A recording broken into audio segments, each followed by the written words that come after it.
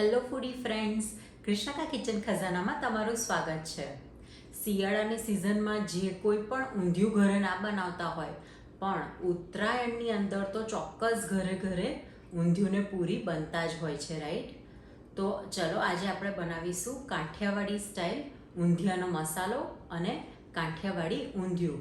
તો સૌથી પહેલાં આપણે કાઠિયાવાડી ઊંધિયું અને સુરતી ઊંધિયું એ બે અલગ ઊંધિયું કેવી રીતે છે. તો કાઠિયાવાડી ઊંધિયું જેને આપણે સૂકા મસાલામાંથી બનાવીને તૈયાર કરીએ છીએ અને એ એકદમ રેડ કલરનું અને કાઠિયાવાડી સ્ટાઇલ તીખા તમતમતા મસાલાની સાથે રેડી થતું હોય છે. અને સુરતી ઊંધિયું જે આપણે ગ્રીન કલરનું ઊંધિયું હોય છે એ સુરતી ઊંધિયું જેને ગ્રીન મસાલાની સાથે તૈયાર કરવામાં આવે છે. તો આજે આપણે જોઈશું કાઠિયાવાડી ઊંધિયું તમે ઘરે કેવી રીતે બનાવશો.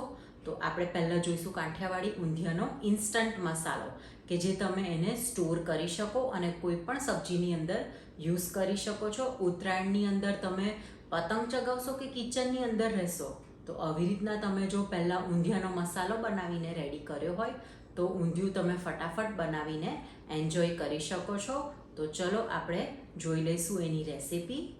તો સૌથી પહેલાં પેનની અંદર આપણે લઈશું 3 થી 4 ટેબલ સ્પૂન જેટલા તલ. તલને આપણે ધીમા તાપે શેકી લઈશું.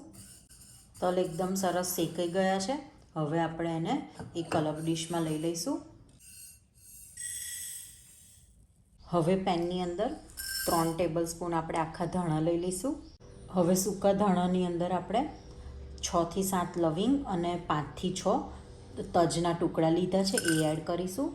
હવે એની અંદર 3 સૂકા લાલ મરચાં લીધા છે અને 8 થી 10 જેટલા મરી લીધા છે. એમાં એડ કરીશું 2 તમાલપત્ર, 1 મોટી એલચી, અડધો જાયફળનો ટુકડો અને 1 આપણે બાદિયું લીધું છે. હવે આપણે એની અંદર 2 ટેબલ સ્પૂન જીરું અને 1 ટેબલ સ્પૂન જેટલું વરિયાળી લીધી છે એ એડ કરી દઈશું. હવે આ બધી વસ્તુને આપણે ધીમા ગેસ ઉપર શેકવાની છે.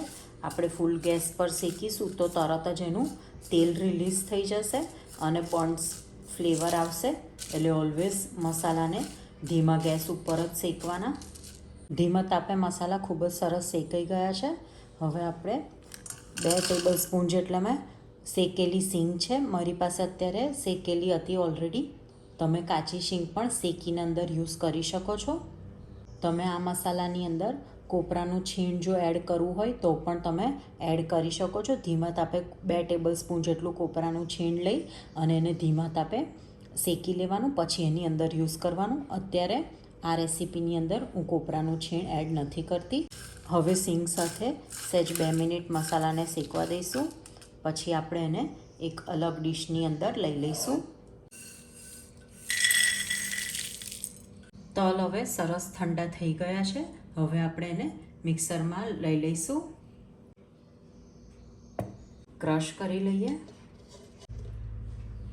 અધકચરા ક્રશ થઈ ગયા છે. હવે આપણે આ જે તલનો ભૂકો કર્યો છે એને એક પ્લેટમાં અલગ લઈ લઈશું.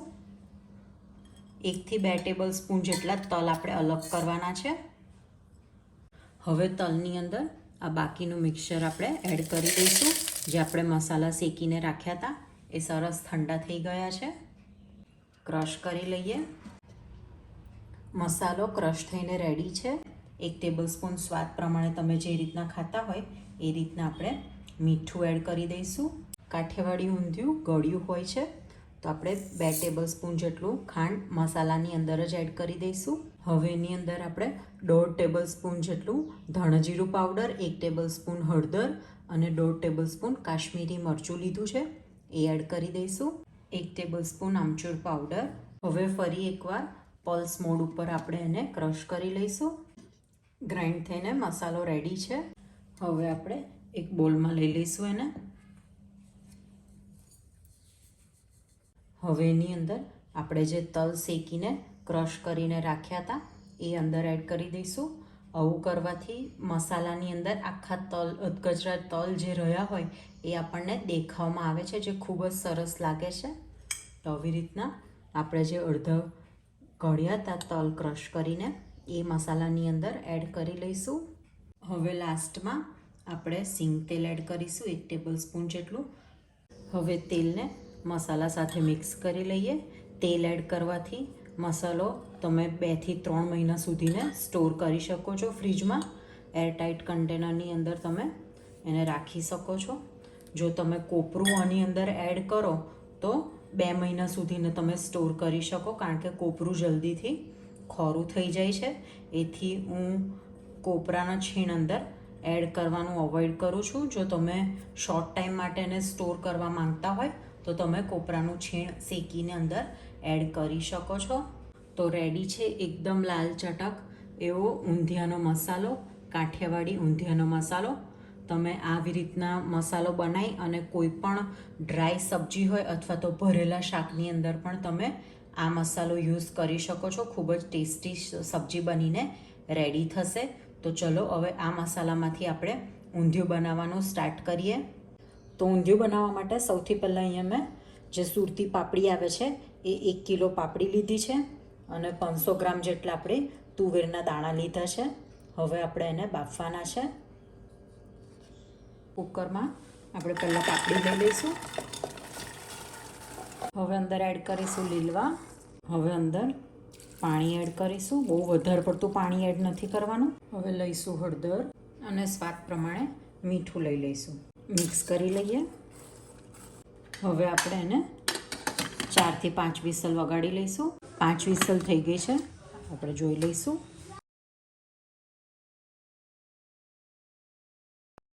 તો પાપડી અને દાણા આપણા બફાઈ ગયા છે. હવે આપણે બીજા વેજીટેબલ્સ જોઈ લઈશું. અહીં મારી પાસે શક્કરિયા કાપેલા છે, બટાકા કટ કરીને રાખેલા છે, રીંગણના રવૈયા રેડી છે. રવૈયાનો રૂટીન જ મસાલો છે.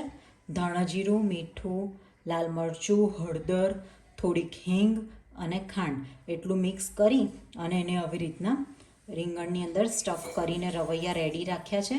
પછી મારી પાસે ચોપ ટામેટાં છે અને કાચા કેળા કટ કરી અને મીઠાવાળા પાણીમાં બોળીલા રાખેલા છે, જેથી એ કાળા ના પડી જાય. હવે આપણે એને ફ્રાય કરીશું. પહેલાં આપણે કાચા કેળા તળી લઈશું. કેળા સરસ તળાઈ ગયા છે. હવે આપણે એને કઢી લઈશું. હવે આપણે બટાકા તળી લઈશું. બટાકા પણ સરસ ચડી ગયા છે. હવે આપણે એને કઢી લઈશું. હવે આપણે શક્કરિયા તળી લઈશું. શક્કરિયા થઈ ગયા છે. હવે આપણે એને તળી લઈશું.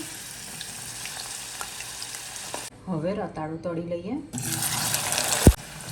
રતાળું પણ સરસ ચડી ગયું છે. હવે આપણે એને કઢી લઈશું. શાક બધા તળાઈ ગયા છે. હવે આપણે એનો વઘાર કરીએ. તો વઘાર માટે સૌથી પહેલાં 250 થી 300 ml જેટલું આપણે તેલ લઈ લઈશું. હવે તેલની અંદર એડ કરીશું તલ. તલ તતડવા માંડે એટલે આપણે જે રીંગણ ભરીને રેડી કર્યા છે એ અંદર લઈ લઈશું. રીંગણને પ્રોપર તેલની અંદર હલાવી લઈશું. રીંગણને હવે ઢાંકીને ચડવા દઈશું.